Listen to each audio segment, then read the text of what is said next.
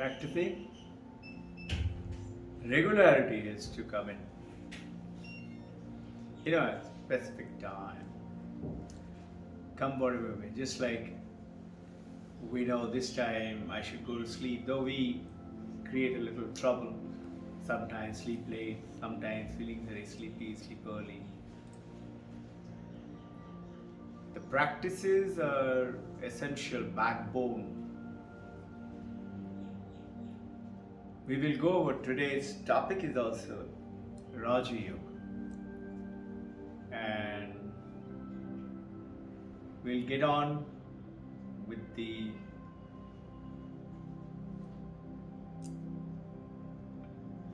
we've been hearing this word yoga.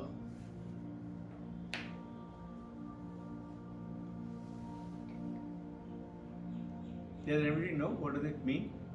Yoga means what? So movements of the body. Movement of the body. Yeah. Okay. And what do you all think? Exercises. Exercise. No. Yoga means yug. And yug actually means to join. To join. And conventionally, everybody thinks that this yoga to join is to join with the Jiva Atma. This is Jiva Atma to Param Atma. This is what conventionally think.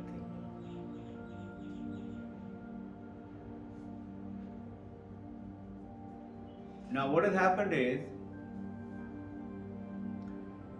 we have over the years, now thousands of years, many yogas, and particularly Swami Vivekananda came ahead and brought in called Raja Yoga,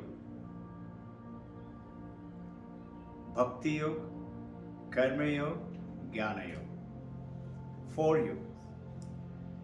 These are there, but he's the one who channelized them for you and me, for all of us, to make it very simple and straight.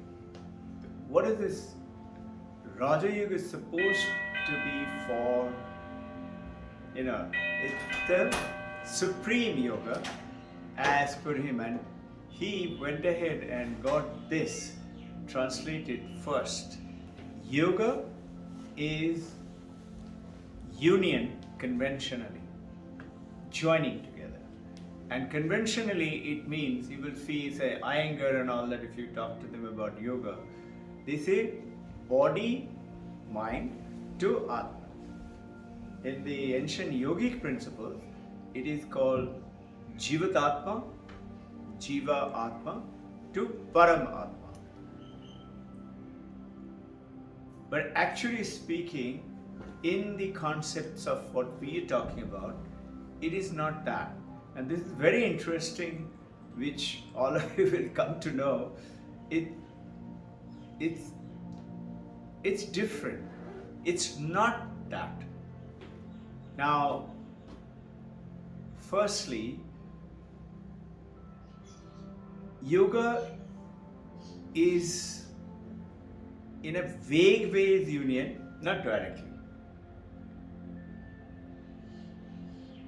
Yog Vivaro. What does it mean?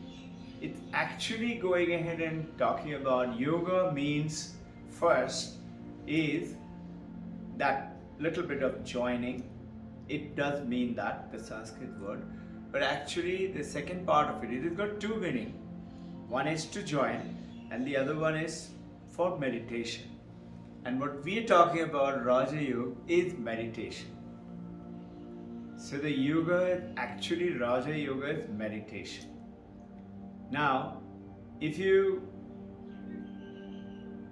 this joining together, if you look at it, is that supreme to our little Jiva Atma, is the concept with which we have grown up. But the whole problem is not that.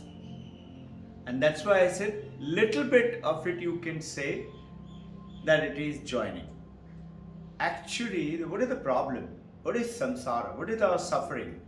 Why do we have very little, none at all, suffering away, sickness, disease, finance, relationship problem? Why? It is because we have got joined. What is that joined?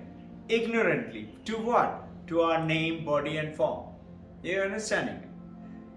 What has happened is we have incorrectly, unknowingly, ignorantly have got ourselves aligned with this body and the mind and the name and the form. And we think this is who we are. This yoga is actually to separate you from that. It's so beautiful, no? And you know what the yoga actually means? Viyoga. Viyoga is separation. It is not joining. In a way, joining, yes. In a way, that's why I said a little while ago. In a faint way, yes, it is joining. What is that joining? Is when you realize that I'm not this body, I'm not this mind, I'm not the name. Yes, I'm using the body app, the mind app, the name and the form. I'm playing the role as the mother, as the father, as the friend, as the colleague, as the professional. I'm playing that role. But that's like an actor. Actor plays, let's say, a role of a hero. And maybe the scene has changed. Now the hero turns into a villain. He's playing that role. And he plays 3-4 roles. But notice, he is not attached to any one of those roles. He has not changed his own character. Whatever his own character, he may play very well. There is one guy, he was playing the role of Ravana little long time back in Ramayana. And that scene where he is taking Sita, abducting her. He played that scene so well that people from the audience took out their chappal and throwing at him. So he of course finished his scene, he went off. A lot of chappals were on the stage. And when the thing, somebody came and cleaned it up for subsequent roles and all, and they were all shouting. So then the director, whoever was conducting, decided to give it a little pause. Then this same actor, he came down with those chappals. He said, they are like garland to me. That apparently I have acted so well that you all think that I am actually insulting Sita and things like that. So understanding it this way, that this acting our role doesn't make us that. We are neither men nor women. There are beautiful stories in the ancient Mahabharata. I don't know if you all know that as per our Puranas, you all must have heard about it, that they were no human beings. God alone existed, and then subsequently things got created. And the first man, as per Indian Shastra, is Manu, thousands of years before the Adam and Eve. Manu and had a wife called Shraddha. Manu Samhita, you all must have heard about the name. The Manu and Shraddha, they were living on this earth and they didn't have any children. Years went past and Manu and Shraddha decided to pray to God and goddesses. And it just so happened that the gods were pleased. God came and said, okay, now Manu wanted a son, whereas Shraddha wanted a girl. Anyway, they were blessed with a son. And son was growing up very well. And now he's about, years went past. He's supposed to be now king of the earth. Can you imagine? Manu is the only one. And slowly there are a lot of other people came about, and when he's about 21, he along with his other friends all went for a hunt. All the warriors, friends, Manu's son was leading. And into the jungle, they wanted for going for a kill. They went and they found a beautiful looking forest. And they were all looking at each other and saying, my God, so beautiful forest, and we didn't know anything about it. And as they entered the forest, beautiful flowers and fruits and everything. As they entered the forest, something strange happened. They were about 15 odd young boys, 20-21 years of age. As they entered the forest, they all turned at the girl. Everybody turned at the girl. And they said, what is this? They were totally shocked. What happened? How did we become a girl? But now they have become a girl. We are talking about how the humanity as per ancient India's Purana started. Manu Samhita, you heard the name. So Manu and Shraddha, husband and wife, did not have. You and I, as per Indian Hindu, supposed to be our forefather is Manu. As per Indian, our Manu is the forefather. And then subsequently Rishis and all came. Like all of you will have something called Gotra. No? That Gotra is the one who is your forefather. Whose forefather is Manu. So they had a son after a lot of worshipping God and goddesses. And Shraddha wanted a girl and Manu wanted his son. And just so happened, the son was born. His son, along with his friends, about 20-21 years of age, young, sprightly, very good looking, handsome, going to king, very able, well learned, well studied, wanted to go down to the forest for a hunt. Entered the forest, beautiful forest, unbelievably beautiful. Laid, can you imagine? Fruits. I remember first time when I went to Srinagar, I was shocked. And those trees, the apple and the cherry trees and the apricot trees, they're not bigger than this. And it's laden. Lowermost fruits are maybe this height. Along the road from Avantipur to Srinagar. I was operating from Srinagar and Avantipur. Avantipur is another airfield which was our ops location, operation location, from where we used to, give protection to India or attack Pakistan, whatever the orders are. I was shocked. Cherries, the apricots, it's like dreamland, And within the airfield itself, right next to my tent, we were all living in a tent. Right next to my tent, there were a lot of almonds. So we all went from this part of the country where we do not see these kind of things there. Similarly, a lot of other places, like I remember in Hungary, there is a place, they call it is a vintage village of the world. Very beautiful village and quite far. From Budapest, you have to drive for about 2.5 hours. We went there. It's called Holoko. You can Google it. It's very pretty. And because it is so pretty, they've created a hotel. Very few people go there, but government must be financing. I don't know what the principle.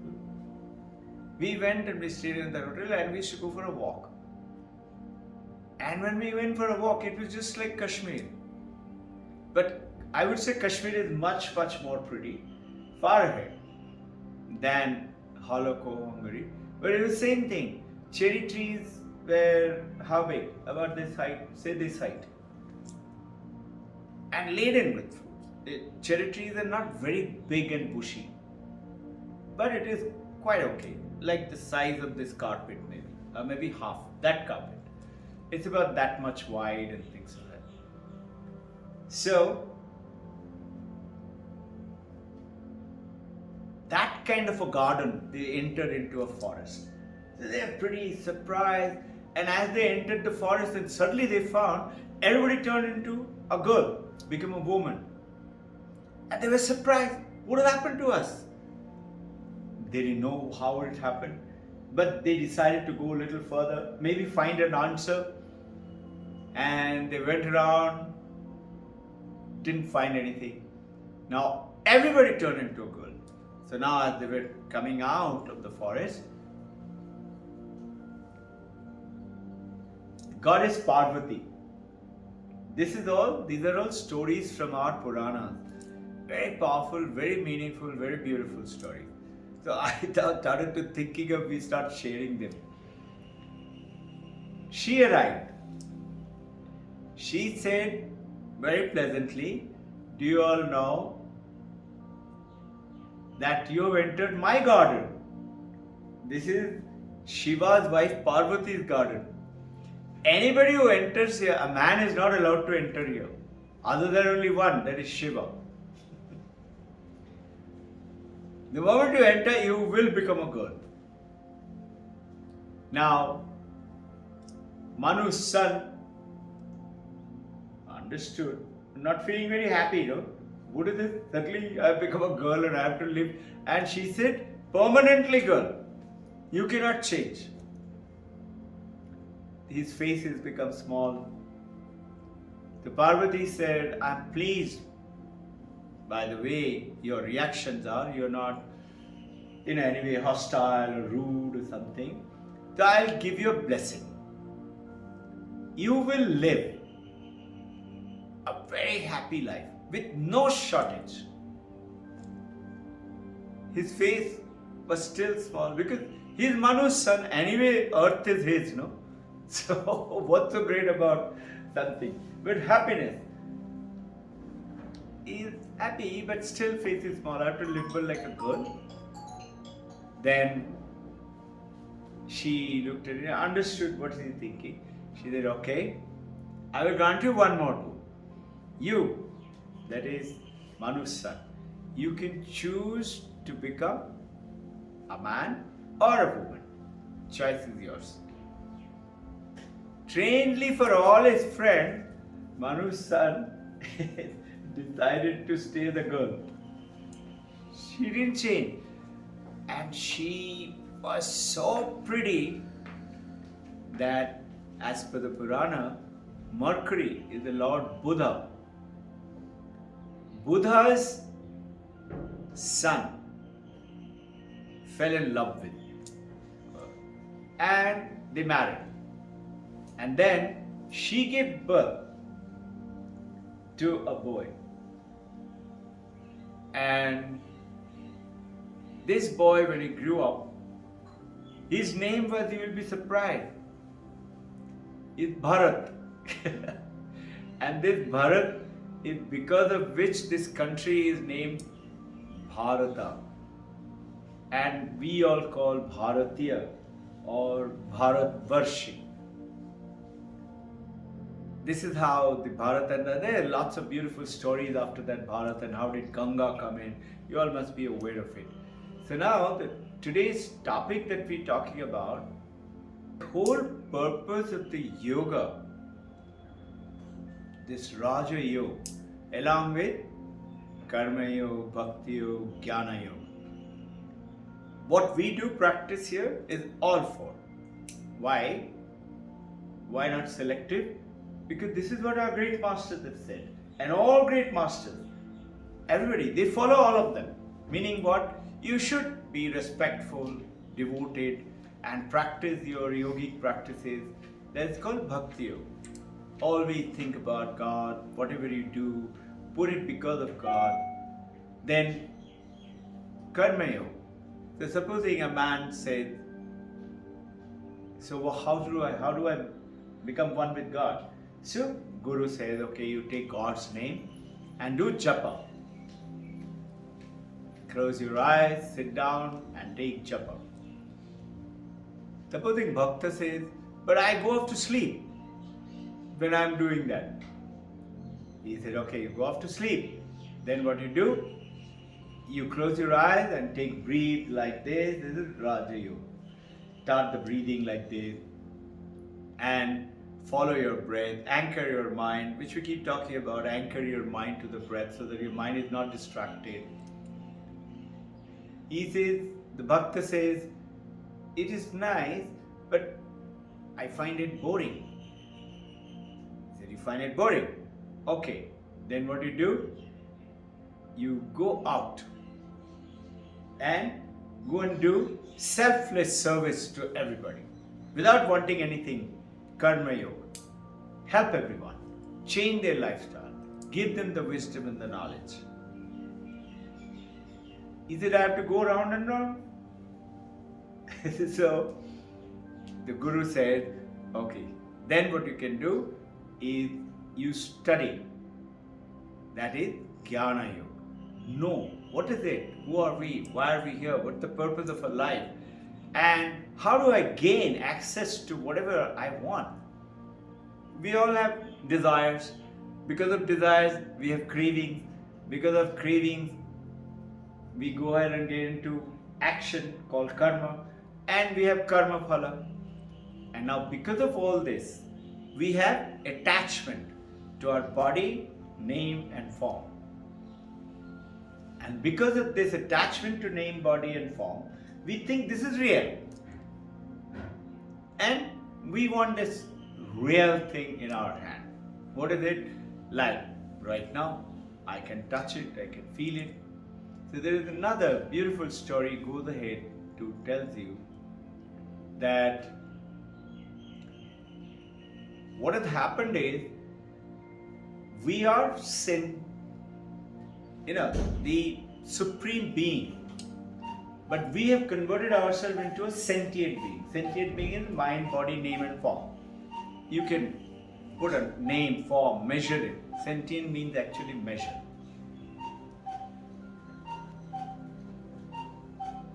Now, we are supposed to be infinite. We are consciousness, we keep talking about, but we associate ourselves with matter. Matter is all this. This is matter, this is matter. We are supposed to be Purusha, the Supreme, Shiva. Shivoham, Shivoham. No? You heard about Chidananda Rupam, Shivoham. How Shiva? Because Shiva is Almighty, Supreme. How can I be? Because we are associating ourselves. So, what does Jnana Yoga say? Know it, that you are not. And to prove it, and the great masters go ahead with beautiful stories. You know the great, let's say Jesus Christ. You've heard about stories from Paramahamsa Ramakrishna and fables of many masters. They always try to give you through a story. Our Indian Puranas, along with the Veda and the Upanishads, were because of that. That Puranic stories were given to us so that we kind of have a look at the life. So Vivekananda is saying, try all of them. And our great masters also say, try all of them, not just one. So you should have, like we have. We are Advaitavadi, no? But how come we got now Babaji and Divine Mother and Krishna and Jesus Christ? Because we also have Bhakti. Along with the Bhakti, we also do Kriya Yoga. What is Kriya Yoga?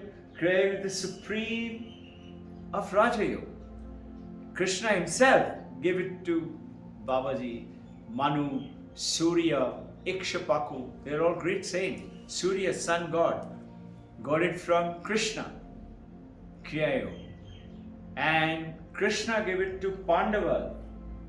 And Pandavas were born because of Pandu, you know. And Pandu was born from Bharat as a progeny of that's called the moon, the Chandra Vangsha. You heard about Rama is Surya Vangsha. You must have read it, no? No? many people don't know, Rama is Surya Vangsha, sun, and Bharat is Chandra Vangsha. So after that came, you all heard about the story of Shakuntala, no? Yeah, Dushwant and Shakuntala.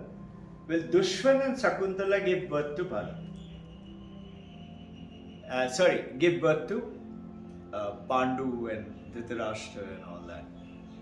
Dushwant, Shakuntala were their forefathers. Now, and they were born from Bharat. This is how the progeny went out. So now, what is it? What is left? Left is, we've done Raja Yoga, we're doing Karma Yoga, we're doing Jnana Yoga, we're doing Bhakti Yoga.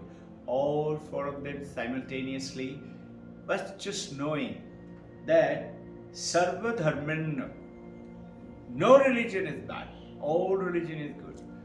I was having a beautiful conversation. Yesterday and today is supposed to be Bakrid for Sunni and Shia.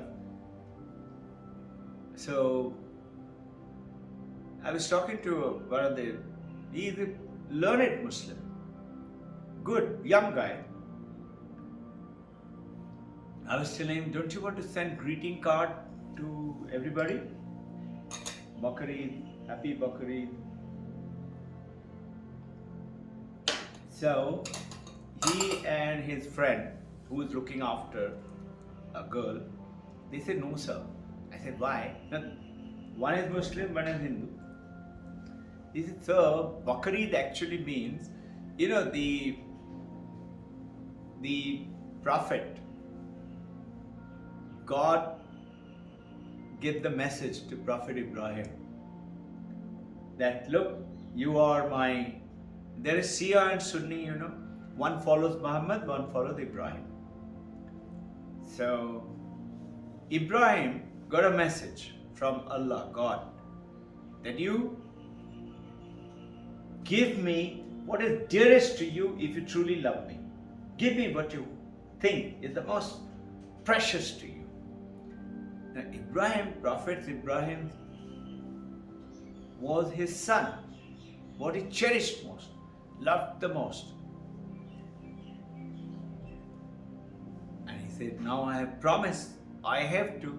So he spoke to his son, as per the story. Now, as per these Muslim and the Hindu girl and the Muslim boy, they were saying that, sir, it's not good because you have to sacrifice goat. And supposing you got 4 sons at home, you have to cut 4 goats. Now, this is goat's price shoot up yesterday and today. So people go and buy goat and they slaughter them. And if you send a message like this, young boys like you will get shocked. They say, my God, in the name of religion you are slaughtering, this is not allowed. So we should not. I said, why are you looking at it that way? It may be a process. It may be that process may be there. But why are you looking at that sacrifice and the cutting of the throat of the goat? Look at it this way, that Prophet Ibrahim was ready to give up his most treasured possession. And he went. He talked to his son agreed, and then I think his name was Ismail. He went onto the mountain on top, behind a little stone, to cut his son's throat. And as he went there, he got a message from God, I'm pleased with your sacrifice. You don't have to. Right in front of you there is a goat. You cut that goat. That is how it is symbolically cutting a goat. And everybody cuts, and those who can't, like poor people and all, what they do, they share one goat between 5-6 families, and they cut it and share the meat among themselves. They have a beautiful rule. 25% you keep it for yourself. Rest 75% give it to the poor, give it to the neighbors, and give it to the friend. Rule. So I said, why are you talking about those things? And send a message. So we sent a message, and later on, there are beautiful stories along with this. So all religion is good. Most of us are today in warfare. Why? Mine is better, yours is bad. This is what we think. Whether it is a house or a car or mobile or religion or body, this is the problem. Mine is better, yours is bad. So me and you. And notice, what is this Raja Yoga today we are talking about? Is this to take you away from that separation between you and me. So you've heard about famous example, gold, ornament, bangle, necklace, tiara, ring, anything. What are they? They're different name. No? A bangle is a different name. A chain is a different name. Tiara is a different name. Pajab is a different name. Different name. And different name and different usage. One is used here, one is used in the neck, one is like that. No? And then you have, I run out of time talking. So I must have a watch to know that what is the time getting long. So, and different form has different shape. So look at you, me, all of us different shape. Somebody is, perfect, somebody is little fat, somebody is little thin, somebody is little short, somebody is little tall, somebody is fair, somebody is dark. But have you ever heard this racism which is in the world, particularly Western world? Under the skin, everybody is red. No? It's only the skin which is different. And now look, under the body, everybody is one. Under the gold bangle and the chain and the necklace and tiara, everybody is gold, no? This we forget. And this is what is the Raja Yoga. And principally, what did Vivekananda bring about? Do you know something? How did Vivekananda become Vivekananda? He was knowledgeable. And he went around asking everybody. He was very curious, studying in a British college, St. Xavier, St. Paul. He was in, not St. Paul. It will come to me. It's not St. Xavier, it is next to St. Xavier. There is, it will come to me. He was studying there. All education, everything is British. So he is British, so he is challenging. Everything is, this is not true, show it to me. So he went around asking everybody, have you seen God? And everybody either turned around or said no, or meaning, what are you talking about? Seeing God? Vivekananda asked Paramahamsa Ramakrishna, have you seen God? He said, yes. And I see God better than I see you. So Vivekananda, that is how he's saying, religion is experience. Not just because somebody is written down in a book. And somebody, most people say, yes, I have seen God. But you cannot see God unless you become very good. And very pious. And do this tough practice. And then maybe you will see God. When? When you die. When? In the heaven. So the Panditji, Gurudev is very safe. Only in the heaven. After I die, I can't come back and catch my Guru. Where is God? No, I can't see God. Vivekananda is saying now. He's saying, if God exists, you should experience now. This moment. You say, no? We say definition of Brahman is what? Sarva Vyapi. Everywhere present. And Paramatma. It is in everybody. Exists everywhere. Exists everywhere, in everyone, in everything, and eternal. Anantam. Satyam Jnanam Anantam is Brahman. Infinite. Always there. So why can't I see him right now? You should be able to see right now. So he says, if somebody says, I've seen God and you can't see unless you do this, and after you die, he said, don't follow him.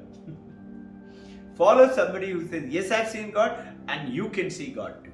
Experience. So what did he, the first book he wrote in 1895, he wrote this book called Raja Yoga. This is a paperback edition.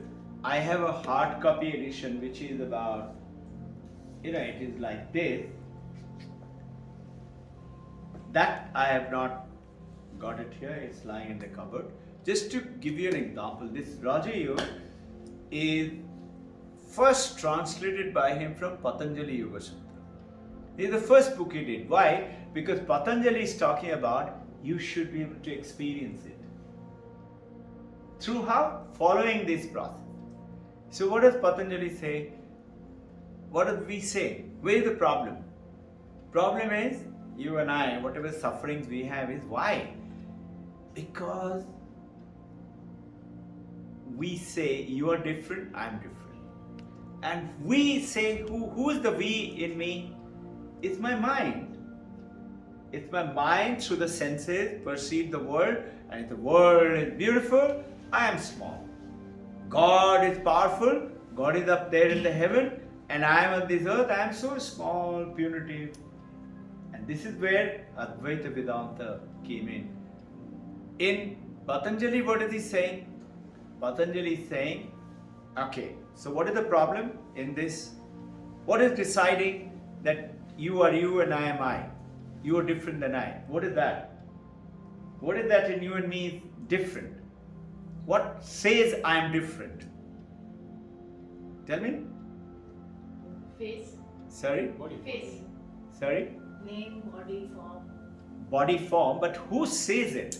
What is in me is telling me I am different. My mind. Yes, it's the mind. So Patanjali says very nice, Vishaji. He says it's the mind. So okay, Patanjali said mind is the problem. No problem. I'll teach you Ashtanga Yoga, Ayama, Niyama, Asana, Pranayama, and Pratyahara, Dharana, Dhyana, Samadhi. You go to Samadhi. In Samadhi, you go beyond mind. But So, why is the mind saying that? why? Why is the mind saying that? Very good. This is what I covered little while ago before Kirin Achla. Yeah. Is why does the mind do that? Good question. Because I'm limited to this body and the mind, right? I say what? I'm small. This universe is so big. Where is America? Where is India? Where is Switzerland? I am so small, Indian in Pune city in this place and talking. So what is it? You are small, insignificant, separate is how we look at it. Why? Because we think I am this body and the mind and the name. How did you do that? One, you have desires. You want things. Why? Why do you want things? I talked about it before, last few Sundays. The moment you were born, your universe is born with you. My universe. Meaning what? Isn't it? The moment I die, this body dies. I do not die, the body dies. My universe is dead, no? Similarly, my universe is born. In other words, what? If supposing you are born to a king, that kingdom is yours, no? Are you with me? Understanding this analogy? When I am born in this universe, isn't the universe mine? Is it my universe is mine? Yeah. It is so. And that's the reason why we are talking about all this. Raja Yoga is the principle which takes you across and tells you how to feel that icon, how to do that, how to attain that status. So, why Raja Yoga? Raja Yoga came in because that desire gives you what? Action. I want to take a cup of coffee. So I go to barista or I make some coffee in the kitchen, no? I have to do something to get that coffee. Or anything for that matter. Desire gives you action. Action gives you karma phala. Karma phala creates your action, opposite equals reaction, and the chain of karma. And chain of karma goes where? Into your mind and the body. The form that you and I have today, whether we're tall or short or dark or fair or Indian or American, it's all because of our karma, what we have done before. There is a beautiful story of Jada Bharata. Jada Bharata is a story all ashramas teach the brahmacharis before they become sannyasi. And the story goes, Jada Bharata was a great saint and he was about to attain nirvana.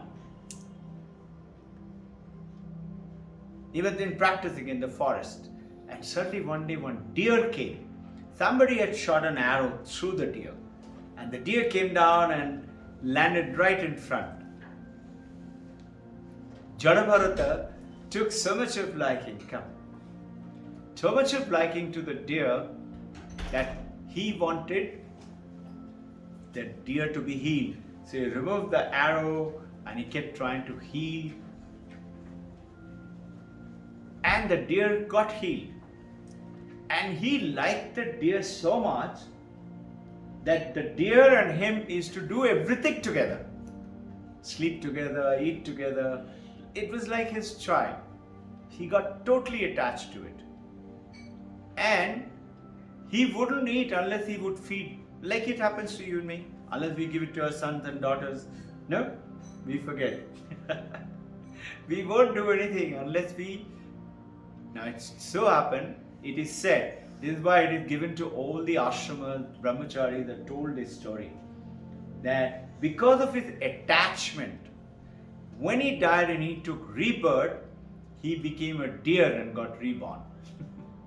Because he got attached to the deer. Have you realized one thing? Tigers are dwindling, but the deers are increasing away. Why is it?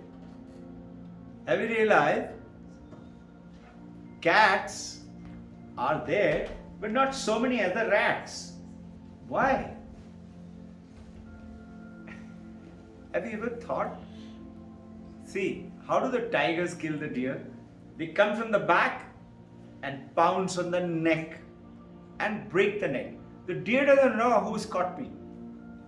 Deer has not seen. Same thing with the rat. Rat doesn't see the cat catching me and killing me.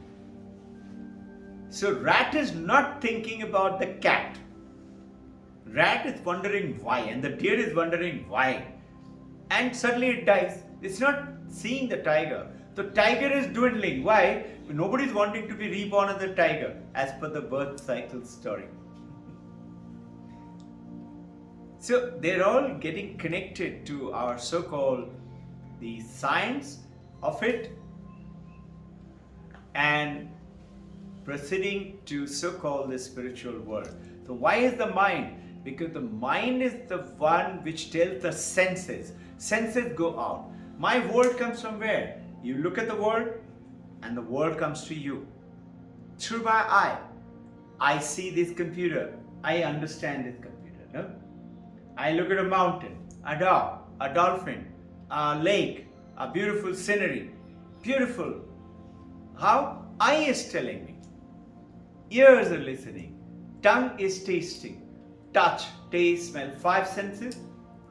The world is coming to me through my 5 senses. And coming and entering through my body and the senses through the optical lenses and things like that to my brain. And the brain sends the data to the mind. And we have gone over this a little bit in brief form. Mind gives it where? Mind sends it to our consciousness.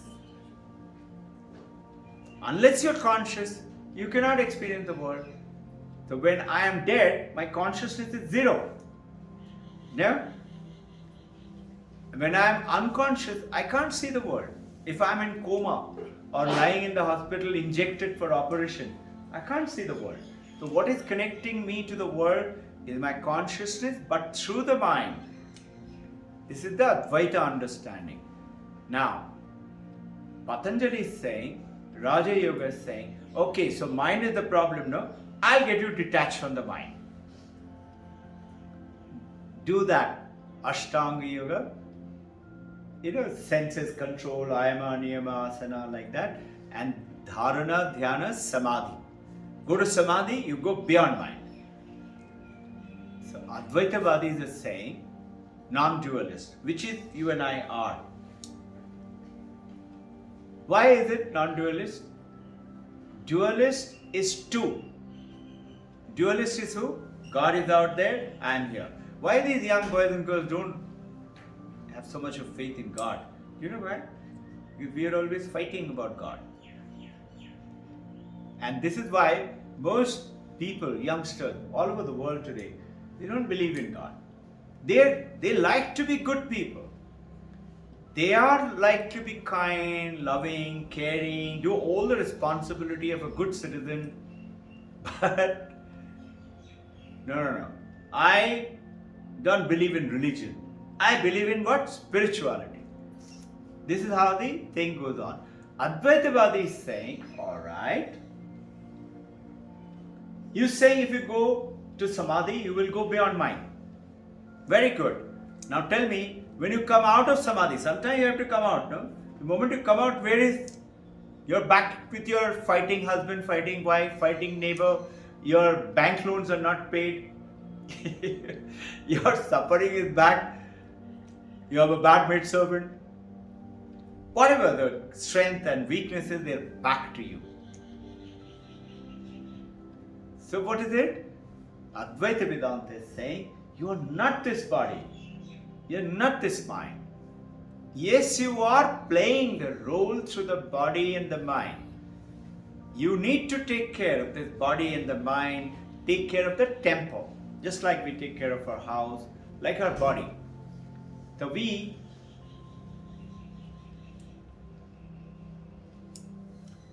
you will experience the reality, then only you will know it is true.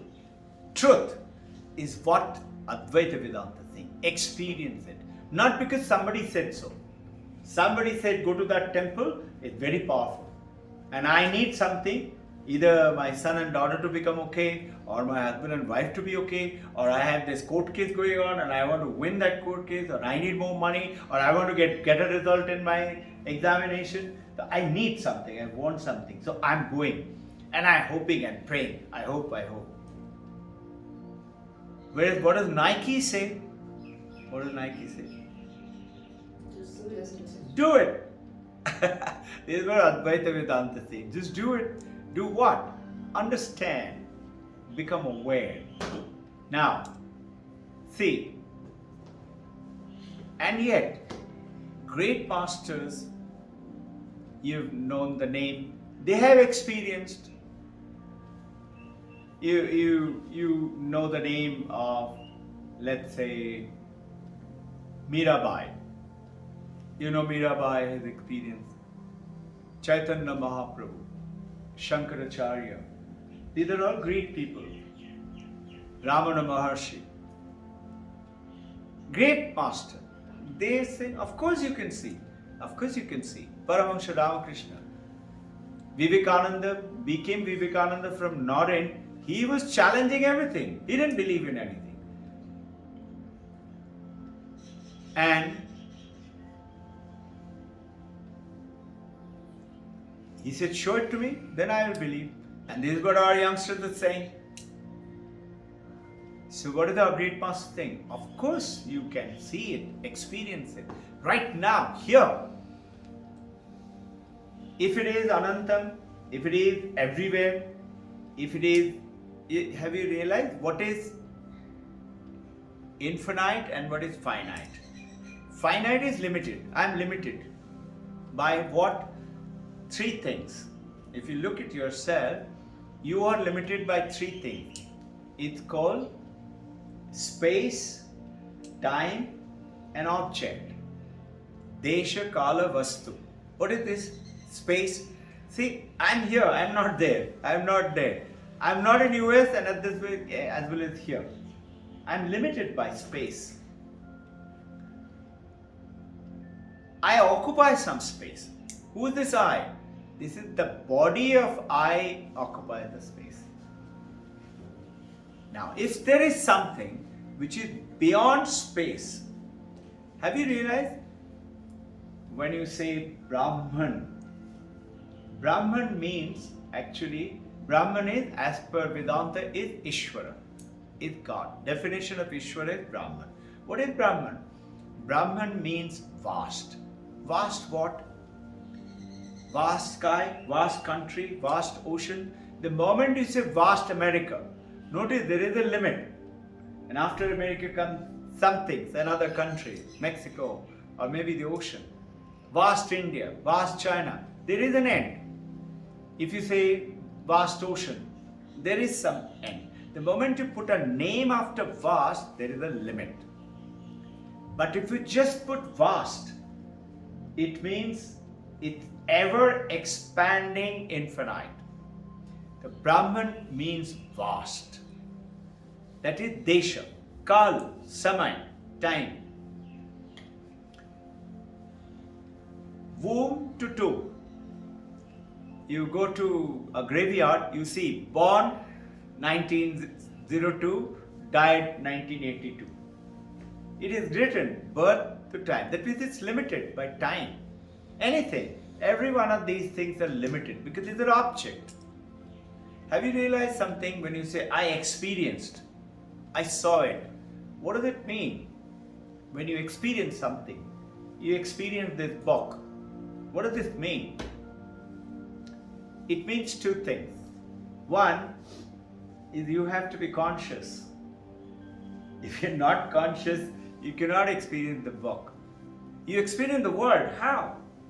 With your consciousness and something else. What are those? Those are those five senses. My eyes are closed. I'm blind, but I touch it. I experience something. With what? With my consciousness and an object. What is this? An object. Object and consciousness both put together give you an experience. Any experience. Two things. What about I experience my anger, my jealousy, my love, my greed, my desires? What about them? As per Vedanta, your mind is also an object. Your thoughts are also an object. Why? Because it has got a beginning and an end. Any thought. What if you thought? You notice it has got a beginning, it has got an end. So this is why we say in the meditation, if some thoughts are coming and troubling you and disturbing you, don't put your mind into it. Let it come. And this is why we say, let it come, let it be, and let it go. It'll go away. I give the example, no? Somebody has come through the door and they look, say, somebody has come to say, hello, Robbin Ghosh. He sees and he said, oh, you're, and he'll go away. Why? Because I didn't pay attention to him. If I pay attention, he might do anything. He might say, I want to come and join, I want to sit down, whatever. So don't pay attention to those. Don't pay attention meaning your awareness, your consciousness. Don't put that. Attention is that conscious being aware. It will automatically go. Your mind is an object. So are thoughts and feelings and etc. Everything else. So now with this, we had time. If there is something which is beyond time, meaning no beginning, no end. What does it mean? Anantam. It's every time, everywhere. One is space, one is time. Vastu, object. It's a very interesting definition. Advaita Vedanta brings it. See, this book cannot be this computer. This computer cannot be this table. Each one of these objects has a limitation. See, so beautifully experienced. Anything in this world is an object other than one thing. There's only one thing alone in the entire universe which is not an object. What is that? Sorry? Sorry? Sorry? Consciousness. Yes, sir. It is consciousness. And Vedanta is saying that is you. You are the consciousness. You are aware of your body. You must take care of your family, body, work, load, pay full attention, called focusing. With what? With concentration. With concentration of what? Consciousness. When you do that, you become better. You put your goal, you put your target. You will see when you are working with consciousness, this is the purpose of our working, you will get whatever you think of. Thinking is what? Object plus this mind. What is that mind? Mind is it's called the moon. Get the light from where? From the sun. But when you look at the moon, do you ever say, what a beautiful sunlight in today's moon? We don't say that. We say, how beautiful moonlight. We do what? Disassociate ourselves from what it is actually. Like, you're walking down the road at night, let's say outside the gate, walking down, and suddenly you see a snake, and 2-3 of you are going, and you say, snake, snake, snake. Friend of yours, more courageous, says, wait, don't panic. He takes out his mobile and switches on the light, and he says, oh, this is a rope. So what happened? Think, rope did not become a snake. Rope did not become poisonous. Rope appeared to be the snake. The moment you throw the knowledge of light, the light of knowledge, it revealed itself what it does not appear to be, what it appears. You and I appear to be this name, body and form, and that's how we get limited. So you and I have desires. Why? I don't have that. Why I don't have that? So one of the monks was asked, he's a great monk. Today he's one of the worldwide speaker. He represented, like you heard, Swami Vivekananda represented 1893, represented India, talked about 11th September, about Chicago World Conference. 20 years later, Paramahansa Yogananda went and did that. He is representing today, his name is Swami Sarva Priyananda. Sarva Priyananda is a Harvard qualified, highly talented, very qualified. He knows the entire Vedas, Upanishads, everything. And he was asked, very young, he finished his MBA, just think, he became a monk. The people asked him, why did you become a monk? Why do you want to give up all this? You got so much of thing, good thing, beautiful. Why do you want to give up all this? He said, I'm not giving up. He said, then what is it? He said, when you not give up and want something, it's only limited. But I want everything. So notice, when you want everything and yet you're not attached to it, everything is yours. How? Let's say a little example. A little 4, 5, 6 years old baby girl, baby boy, like Champion. He's eating jam. Let's say mommy, daddy has given or some uncle has given. He's eating jam. You're passing by. And supposing you say, hi, eating jam, you will smile. Supposing now you say, can I take some? And you move like that. What will you do? He'll protect it like that. No? Supposing you say, very nice, eat. He will say, you take one. Now supposing, just think, this is what is happening in the universe. This is what is happening, those of you say, this is God, this is Mother Kali, or this is Babaji, or this is Krishna, or this is Allah or Christ. So what happens? The moment you say, shall I take some? And this is what you and I are doing. We are greedy. We are wanting it. So what does the baby say? Protect it. Supposing he say, very nice, eat. He is going to say, take one. You say, no beta, thank you, you have. Baby is not going to let you go. She will get up or he will get up and chase after you till you take it from them. This is what happens to you. When you detach, you have everything. Whatever comes to your mind, it will come to you. And you will suddenly realize, I really didn't want it. You know, it's like supposing Papa, Mama. Papa says, suddenly, today is Sunday, let me make a special cup of coffee for my wife. And wife loves coffee. Both of them are little feeling nice and cozy early in the morning. Husband quietly goes and brings a cup of coffee and gives it. And she gets the smell and she said, wow, thank you so much. Wife takes a sip. Maybe with 2 sips. And then keeps it aside. The husband is maybe getting ready and things like that. He says, bhai, below, get it cold. She says, I'll have it. It's there, no? See what happens? Detached. And now who's asking? Husband is asking, come on, drink it. The world is saying, come on, take it. And you say, thank you.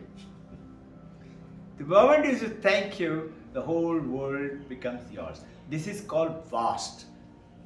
That is what is called the definition of Ishvara as per Taittiriya Upanishad, Satyam Jnanam Anantam Brahman. Understand this in the modern sense for you and me today. How can I get everything that I want? All the qualifications, all the knowing, all the knowledge, all the material benefits, and yet be who? Like the lotus flower. Have you seen the lotus flower? It's in the pond. It has got everything of the pond. I don't know if you've ever seen a lotus pond. I happened to make the mistake of seeing it once. I was driving down. We were about, I don't know whether Sunil, Usha, we all were there. We were about 42 of us going to Sai Baba. The day before, everybody rang me up. He said, sir, we haven't gone out. Instead of Sunday session, let's go to Satya Sai Baba. I said, okay, let's go. So we were about 10, 12 cars. All of us got into the car, separate cars, and driving towards Sai Baba. 4 o'clock morning we started.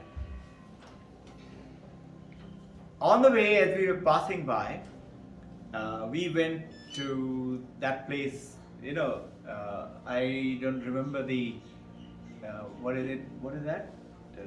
Nasik crossing, yeah? Nasik Phata or something. We went there, from there we turned right and we were driving.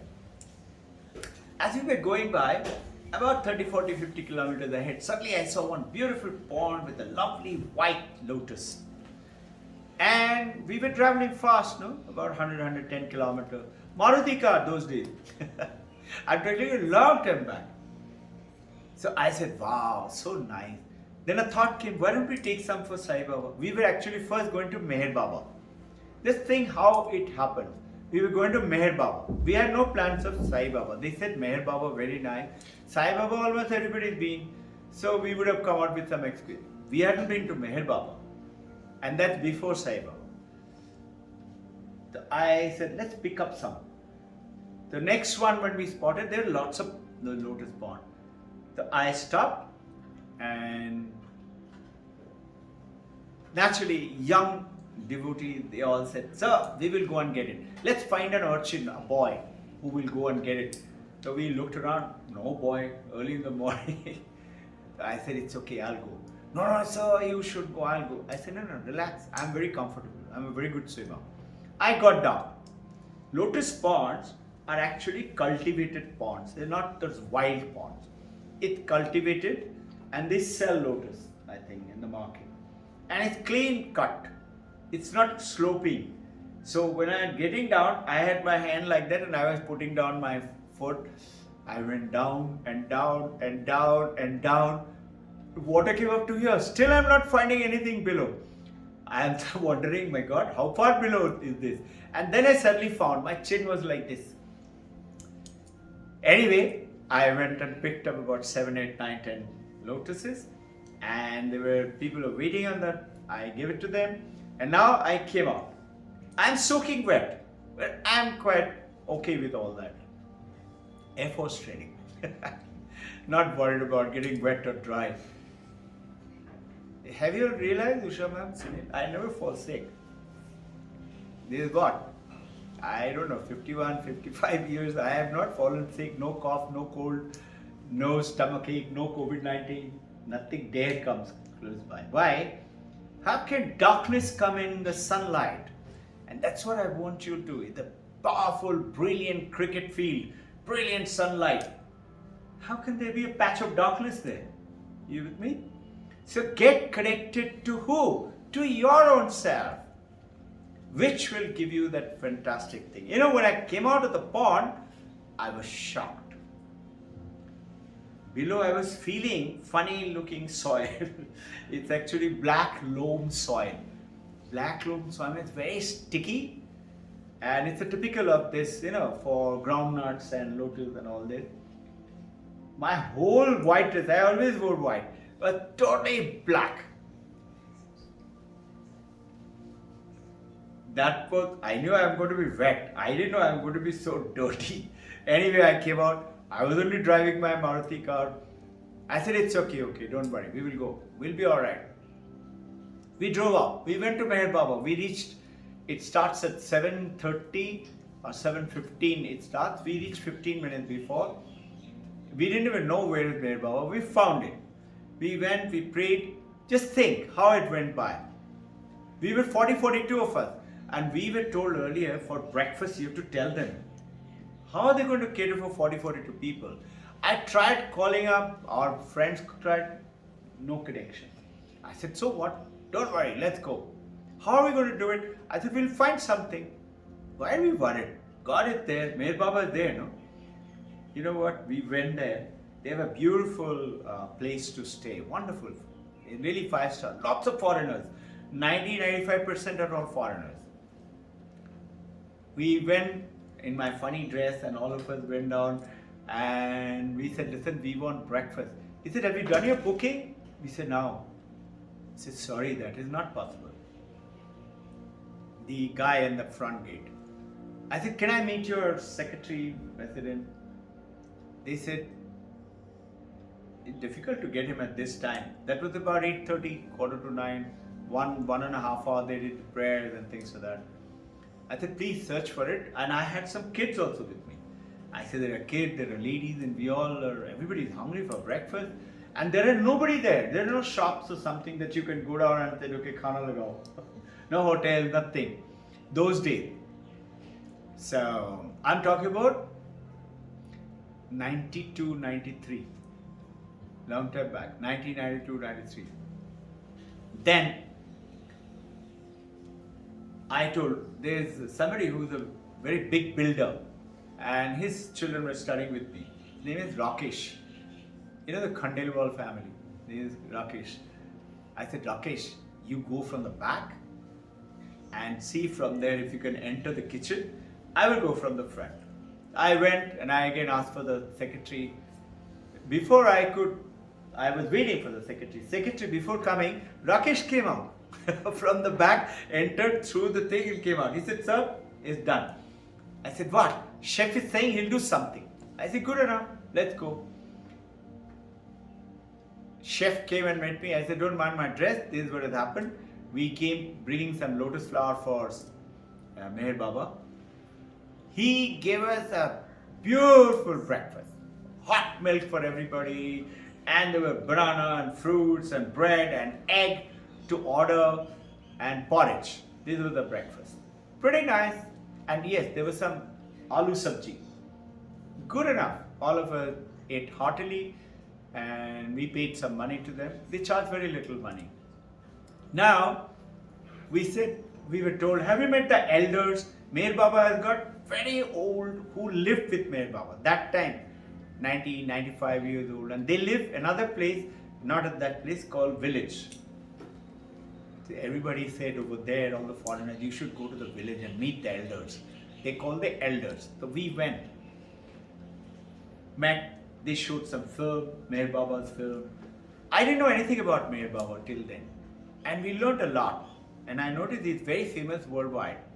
Now, I was wondering, I want to read something about Meher Baba. Can I buy some book? They said there are no books here. In Pune station, railway station, there is a bookshop. You could buy from there. I said, who is going to Pune railway station? I want book now. He said, sir, what to do? We don't have any books. Think. We finished about an hour round And it must be about, what time? 10:30, 11. As we were leaving, suddenly one young American girl came, must be 24, 25, came and said, "Sir, Dada is calling you." I said, "Dada? Who's Dada?" He said, "We all call him Dada. He is one of our elder." I said, "Really? How nice. We'll meet him." I said, "But I'm not alone. We have so many people." He said, "Don't worry." He said, "Come." And his room was half the size, about this bigger room, where you all are sitting, that bigger room. There was only one cupboard and one wooden cot. We went, and Dada, he came, and he's called Bengali Dada because he's a Bengali. And he said, "Come, come, come." He was supposed to have been freedom fighter, and he joined Meher Baba. And big story, he gave it to us, and we listened to him about Meher Baba. He told us about beautiful stories, miracles, things. We listened to all of them. And now, time to go. I said, "Dada, we would like to leave. Children will have to go back. Evening, there is dinner. Tomorrow there is work. School is on." So he said, wait. He gave a signal to that girl. She went inside, opened the cupboard, and so many books. She brought it and gave it to Dada. Dada pushed the whole book to me. Didn't distribute one by one. He gave the whole thing. He said, "This is for you." I said, "Me? How do you know I was asking for book?" He smiled and he said, "Dada told me." Meaning Meher Baba told me. Baba told me. See how things happen? I got the whole lot of books. They're still here in the cupboard. Now, we came back. As we came out and we got into the car, everybody said, "Sir, it's only 11:30, 12. Let's go to Sai Baba." Sai Baba, from there another hour's drive or something like that. I don't remember the exact detail. We said, "Okay, let's go." We're all adventurous, young. Everybody was quite keen. So we drove to Sai Baba. Now, I don't know anybody in Sai Baba. Nobody knows there. I said, "Do anybody know? Anybody knows somebody can give?" Otherwise, it's supposed to be packed with people. At that time, there will be at least between 30,000 to 1 lakh people in a queue. You will take about 5-6 hours to reach the gate only.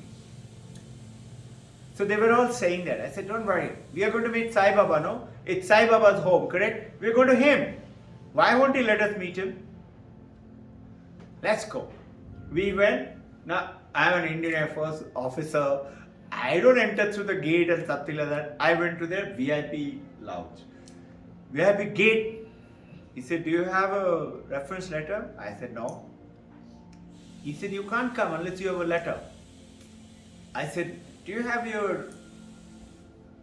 the general secretary or somebody in this member of?" He said, "Yes, he is standing there." So I said, "Can I go and meet him?" He said, "Yes." So I went and told him, "Listen, I am an Indian Air Force officer. I come from Pune. We have come to meet Sai Baba." He said, "Really? How many cars?" So we were about 10, 12 cars. He said, "Don't worry, we have enough space. Come inside." Everybody was allowed to come in. Now, just imagine the beauty, how things happen. He says, "There is a big line." I said, "Yeah, I was going to ask you, what do I do?" He said, "Come with me." He took us, I don't know if you all know, there is a back entry from the Sai Baba's temple. He took us to that gate. He took us straight to next to Sai Baba. And we all sat down all around that temple. And the bhajan and everything was going on. And height of that is after that, he said, "You all will have to eat lunch, no?" I said, "Yes." He said, "Come." He took us down below the temple. There's a beautiful, only we were 40, 42 of us. We had a wonderful, simple lunch. Great fun. So this is how things happen to you. The universe comes pouring at you when you're not even, you just made a wish. But continue to practice this. Going ahead with how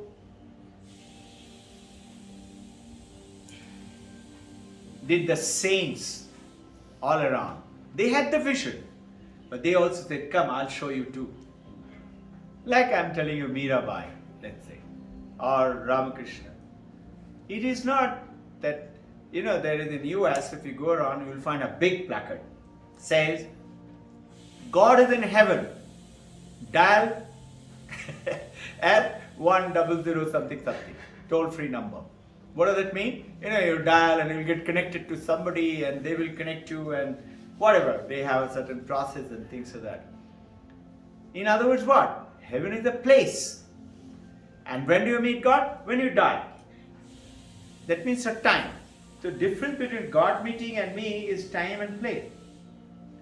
It is not. It is right now, here, this moment. This is Advaita's thing. So follow all four, get connected, know. Know what is rope, what is snake. Know who you are. Yes, I have a body, name, form, role to play. I have work to do, I have chores to do. I cannot lie down on the bed and then everything will come to me. You have to work and you have to do it and do it with utmost sincerity as what? Service to people. The moment you serve others, then this supreme nature, universe serves you. The entire universe will serve you. So Raja Yoga, the path of experience. This is what is our topic today. Experiencing the world. This is why Vivekananda wrote the first book. And J.V. Challenger, he is a great novelist in US. I'm talking about 1950, 1960. 1895, Vivekananda went there. This much later, J.V. Challenger. He's saying, he's written this book, Catcher in the Rye. A very famous book. It's for youngsters like. I have not read it. It's supposed to be for youngsters. He is very famous. He says the youth of America, that is 50, 60 I'm talking about, okay? We must not conclude it at today's youth. I don't know about today's youth. He says it would be good if the youth of America carries this book and the Karma Yoga. These are the two books he wrote first. These four books. The other day I showed you about Goldberg, Philip Goldberg, who's written about invasion of Veda in America. I have it, I showed it to you all. And he also wrote about Paramahansa Yogananda. That how the yoga has invaded America. So today, New York University, NYU of New York University, David Chalmers, Google it. He's an Australian philosopher. He's doing what? Research on brain, mind, consciousness unit. And he calls it, he's writing a book called Heart Facts of Consciousness. If you Google it, you'll find it. Evan Thompson, I shared with you all that book. Evan Thompson, it's with me. British Columbia University, Canada. What's he saying? Waking, dreaming, being. You and I, if you look carefully, we have three existences. Only three. One is waking, like right now. Vedanta also puts you to sleep. We are awake, that waking state. Second is dreaming state. You sleep and you dream. And third is deep sleep, when you go beyond mind. Mind, thoughts, actions, memory, everything sees it. So what do you experience in the waking state? How do you experience it? With the consciousness, with the awareness. How do you experience your dream state? Your body is lying there, your mind is there, but you have another body and a mind and you're maybe dancing in Florida. How? Your mind has created that scene, right? Or let's say you're being chased by a dinosaur, a T-Rex, and you wake up and you say, oh, thank God it was a dream. But how did you see it, remember it? Consciousness. Again, same consciousness. Third, deep sleep. no mind, no thoughts. How do you know consciousness is there? When you wake up, don't you say, I had what a wonderful sleep. Nothing, you're zero totally. Don't remember anything. I had a wonderful sleep.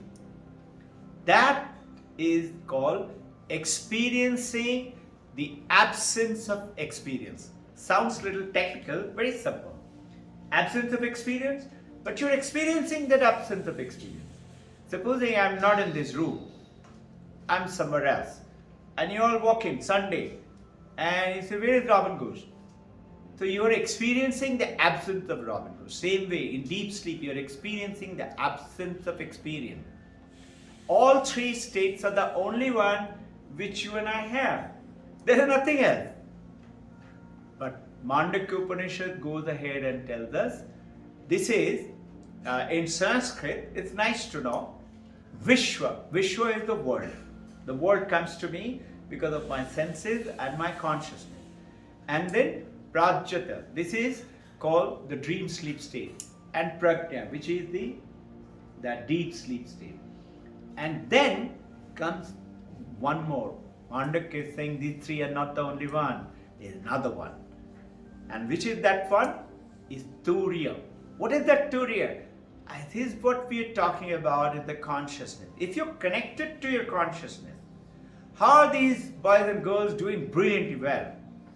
All I'm doing is getting them to connect it to who? To themselves. That's it. So what happens? Suddenly I'm the awakened one. Awakened now. I know. I'm not this limited by a body and mind. I have something else. I don't know whether it will work. It is true. I don't know. But is there another way? Yes, work hard. That is normal way. Everybody is working hard. I'm saying don't work hard. Work with awareness. You know what is that called? Work smart.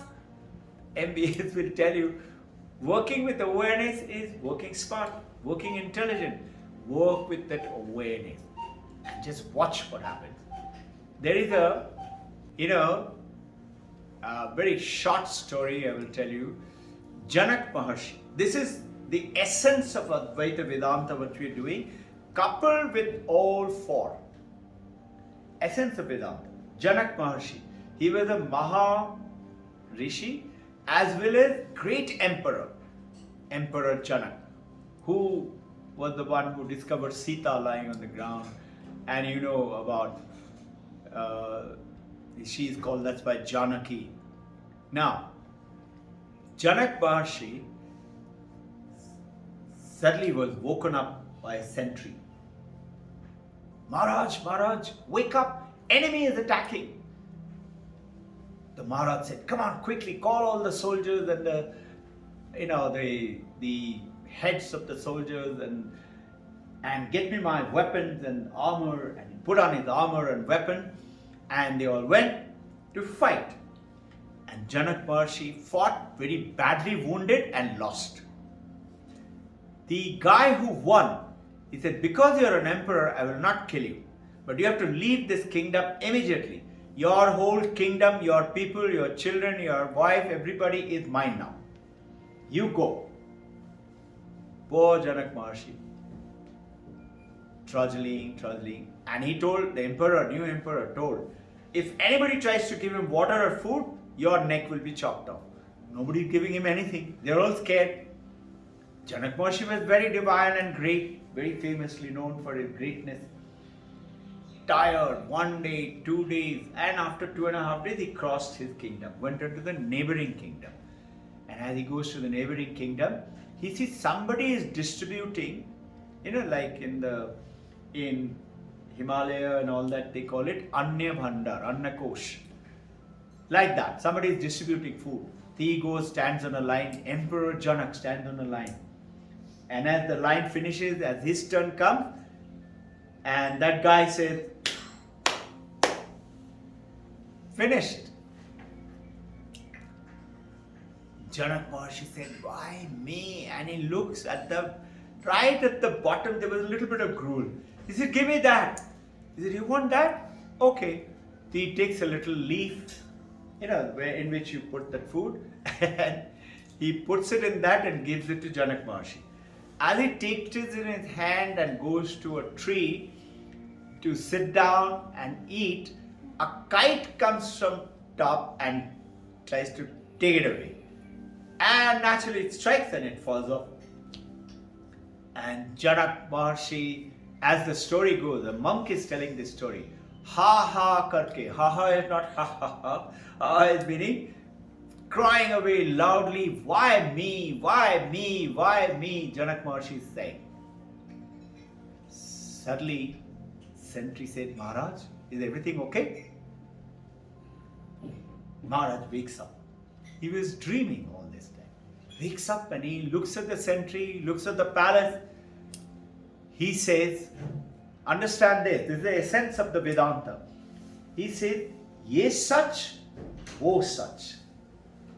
Was that true or is this true? Sentry said, what sir? Ye such, wo such. He's not saying anything. Sentry goes running, Maharani, Maharani, come, come, come. Maharaja is, something has happened. Maharani comes and he says, old man, what is happening? And he looks at Maharani, he said, yes such, wo such. Maharani calls Ved, Ved come. Maharaj, do you have any fever, any symptom, anything? What do you have, anything paining? Yes such, wo such. He's not saying anything else. Next day morning, big sabha, he has to sign many people, he has to make decisions about the kingdom. Meeting is going on. Everybody is coming and said, Maharaj, you have to give this clearance. Yes such, wo such. Word is going around all over the market. Maharaj is gone off his rocker. Ashtavakra, his guru, he happens to hear it. And he says, come, let me go and meet. He comes and meets Maharaj. I'm cutting it short, okay? He said, Maharaj, how are you feeling? What's happening? He says, yes such, wo such. Now Ashtavakra is a great sage. He knows everything. He says, Maharaj, right now, you could see all this kingdom, your queen, your soldiers, the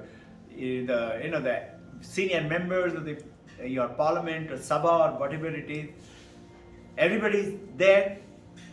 When you were dreaming that, were they there? He said, no. Think, understand this. It's very powerful, but I'm telling you in a small story form. He said, but were you there? He said, yes.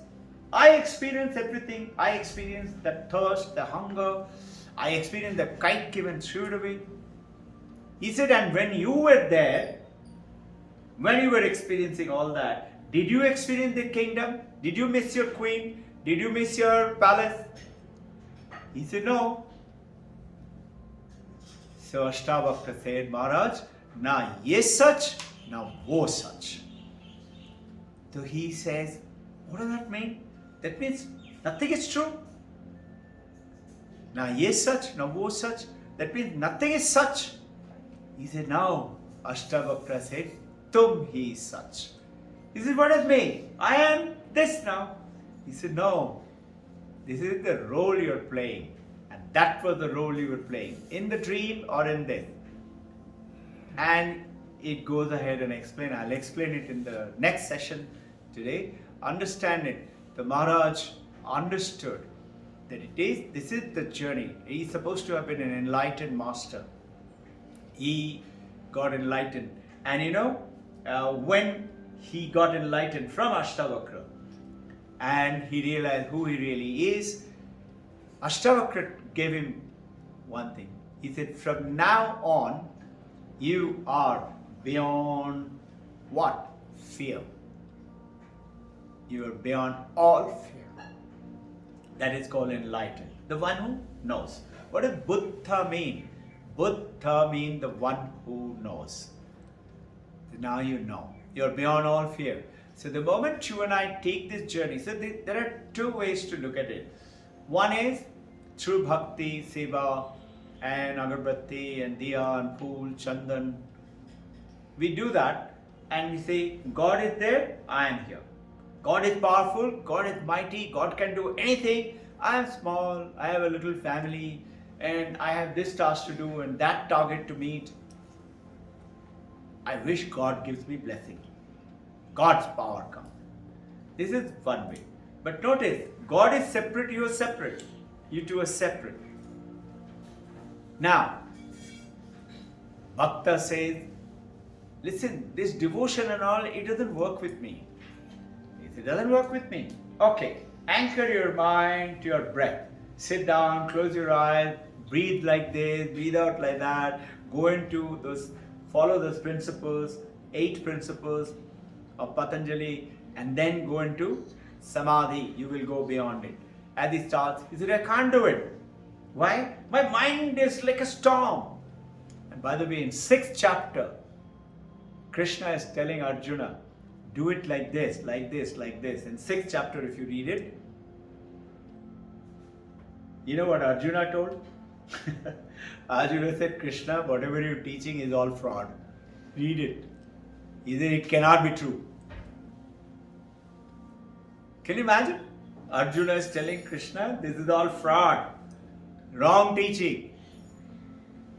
So Krishna smiles and looks at him, meaning, without asking, why are you saying that? Arjuna says, mind is like a wind. I cannot control it. And then Krishna goes ahead and teaches. Just imagine, it is in a battlefront. Imagine India-Pakistan is fighting and somebody comes and teaches me meditation. Can you imagine? Like that, he's teaching him meditation and the whole 18th chapter is talking about. So, can't control it. Okay, you go out and do selfless work. Take care of the people, the sick, the destitute, the poor. You take care of your family, see God in them, worship them, serve them, like that. That is 2, 3. And you say, yes, I'm doing it, but it's very tiring. You can't do that? Okay.